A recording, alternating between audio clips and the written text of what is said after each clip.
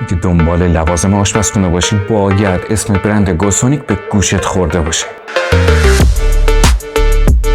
محصولات گوسونیک از کولر اسپیلت گرفته تا لوازم ریز آشپزخونه بیشترین تنوع رو توی بازار لوازم خونگی به خودش اختصاص داره.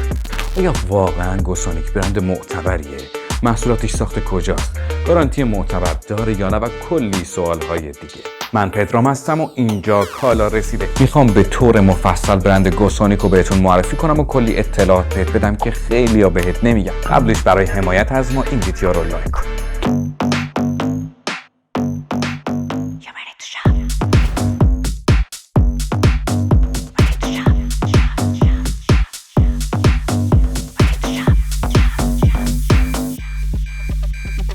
تو سال 1977 شرکت تجاری گوکتکین شروع به تولید لوازم آشپزخونه کرد، اما فقط توی ترکیه فعالیت میکرد. این شرکت تو سال 1996 یعنی 19 سال بعد به خاطر بحران اقتصادی توی ترکیه فعالیتش رو توی بازار داخلی متوقف کرد.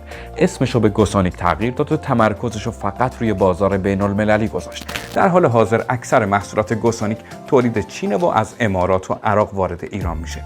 اگه دقت کرده باشین برند گوسونیک هیچ تبلیغی تا حالا انجام نداده، چون عقیده داره وقتی مشتری از محصول راضی باشه اونو به دیگران پیشنهاد میکنه. نظر شخصی من اینه اگه دنبال یه محصول خوب با کیفیت اما با یه قیمت به ظرف هستین، گوسونیک میتونه یکی از بهترین انتخاب ها باشه. متاسفانه اکثر کاربرا از خدمات گارانتی 1 ساله که خود شرکت ارائه میده راضی نیستن و نمیشه روش حساب کرد. اما اگه میخواید محصولی که میخرید گارانتی معتبر داشته باشه، میتونید کلیه محصولات این شرکت رو با قیمت رقابتی و گارانتی معتبر 18 ماهه از فروشگاه اینترنتی کالا رسید خریداری کنید. شما علاوه بر ضمانت اصالت کالا برای خریدتون گارانتی 1 سال و نیمه معتبر شرکتی دریافت میکنید که با خیال راحت میتونید ازش در هر شهری که هستید استفاده کنید.